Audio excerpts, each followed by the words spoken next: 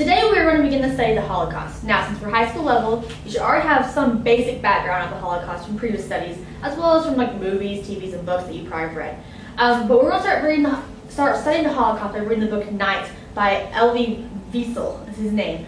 He was a Eastern European who survived the Holocaust. So we're going to read this book starting this week, actually, to the end of the week. This book, though, isn't just about the Holocaust, and it isn't just about the basic events that happen. It's more about a human experience, more about what occurs and how he feels about the Holocaust.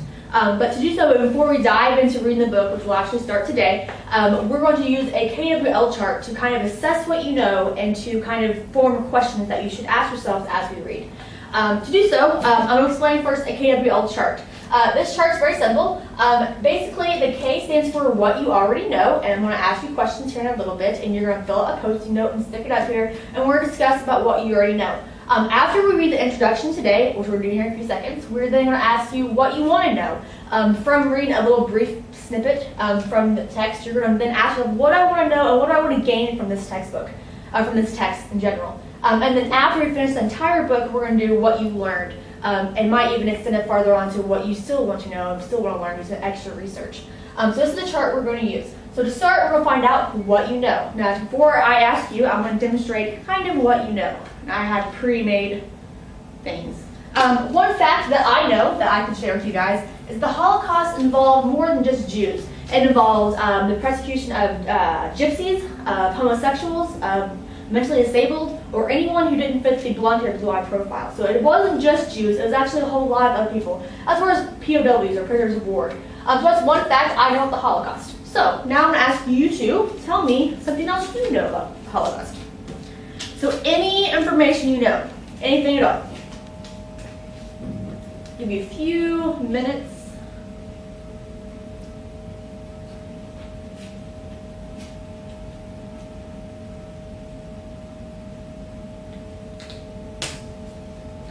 We're done, class? Excellent.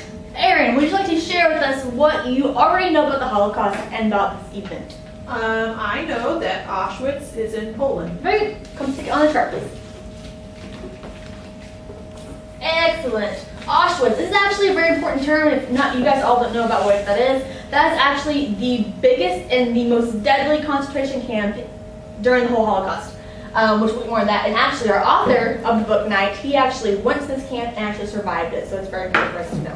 All right. So now that we know, I have a good idea of the whole class and what you guys already know about it. We're now going to read Introduction to Night, and we are going to then afterwards form some questions about what you want to know. What things do you think are intriguing? What do you want to know? So we're going to get together in small groups and read the introduction.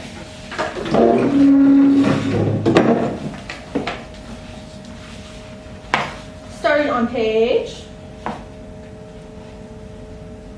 VII. All right, it says the new translation by Leanne Reaves. If in my lifetime I was to write any one book, this would be the one. Just as the past lingers in the present, all my writings after night, including those that deal with the biblical, Talmudic, and Hasidic themes, profoundly bear its stamp and cannot be understood if one has not read this very first of my works. Why did I write it? Did I write it so not to go mad, or on the contrary, to go mad in order to understand the nature of madness, the immense, terrifying madness that erupted in history and the conscience of mankind? Was it to leave behind a legacy of words, of memories, and to help prevent history from repeating itself? Or was it simply to preserve a record of the ordeal I endured as an adolescent, at an age when one's knowledge of death and evil should be limited to what one discovers in literature? There are those who tell me that I survived in order to write this text. I am not convinced. I do not know how I survived. I was weak, rather shy. I had nothing to save myself. A miracle? Certainly not. If heaven could or would perform a miracle for me, why not for others more deserving than myself? It was nothing more than a chance. However, having survived, I needed to give some meaning to my survival. Was it to protect the meaning that I set to paper, an existence in which nothing else makes sense? In retrospect, I must confess that I do not know or no longer know what I want to achieve with my words. I only know that without its testimony, my life as a writer, or my life period, would not have became what it is. that of a witness who believes he is has an moral obligation to try to prevent the enemy from enjoying one last victory by allowing his crime to be erased from human memory. For today, thanks to recently discovered documents, the evidence shows that in the early days of the ascension to power, the Nazis in Germany set out to build a society in which simply there would be no room for Jews. Towards the end of their reign, their goal changed. They decided to leave behind a world in ruins in which Jews seemed to never have existed. That is why everywhere in Russia, in the Ukraine, Lithuania, they carried out the final solution by turning their machine guns on more than 1 million Jews, men, women, and children, and throwing them into huge mass graves, dug just moments before by the victims themselves. Special units would then disinter the corpse and burn them. Thus, for the first time in history, Jews were not killed twice, but denied burial in a cemetery. It was obvious that was where Hitler and his accomplices waged war not only against Jews, men, women, and children, but also against the Jewish religion, Jewish culture, and Jewish tradition, therefore Jewish memory. The reader would be entitled to ask, why is this new translation, since the earlier one, says, before concluding this introduction, I believe it's important to emphasize how strongly I feel that books, just like people, have a destiny. Some invite sorrow, others joy, some both. Earlier, I described the difficulties encountered by Night before its publication in French 47 years ago. Despite overwhelmingly favorable reviews, the book sold poorly. The subject was considered morbid and interested no one. If a rabbi happened to mention the book in a sermon, there were always people who complained that it was senseless to burden our children with tragedies of the Jewish past. Since then, much has changed. Night has become received in ways I never expected. Today, students in high schools and colleges in the United States and elsewhere read it as a part of their curriculum.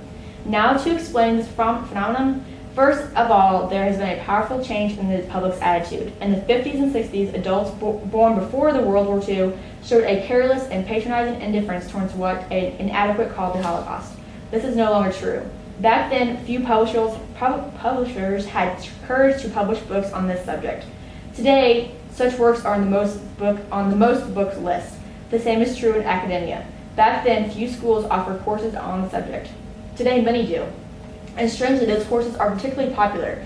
The topic of Auschwitz has become part of the mainstream culture. There are films, plays, novels, international conferences, annual ceremonies with the participation of the nation's affiliation. The most striking example of this is that of the United States Holocaust Memorial Museum in Washington, D.C.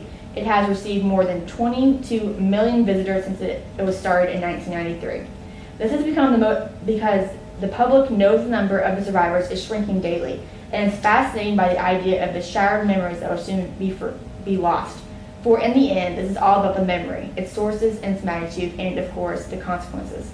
For the survivor who chose to testify, it is clear. His duty is to bear witness for the dead and for the living. He has no right to deprive future generations of his past that belongs to our collective memory. To forget would not be only dangerous, but offensive. To forget the dead would be akin to killing them a second time. Sometimes I am asked if I know the response to Auschwitz. I answer that not only do I not know it, that I don't even know if a tragedy of this magnitude has a response. What I do know is that there is a response and responsibility. When we speak of this, an era of evil and darkness, so close and yet so distant, responsibility is the key word. The witness has forced himself to testify. For the youth of today, for the children who will be born tomorrow, he has not waited his past to become his future.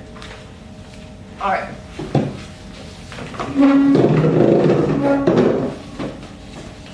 Now that we have read the introduction tonight by Wiesel himself, we are now going to, I want you to take a moment to think about some of the questions you might have had while you read it.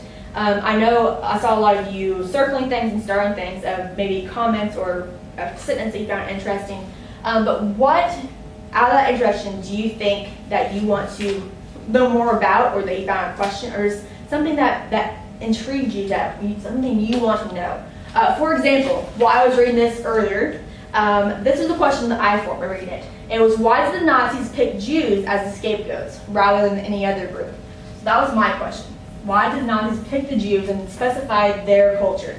So now, I'll give you a sticky note.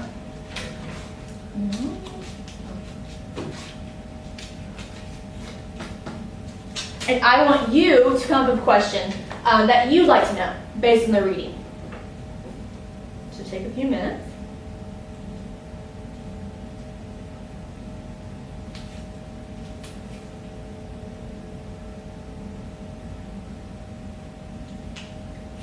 Are we done?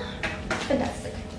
Oh, Erin, would you like to share with us your question you created?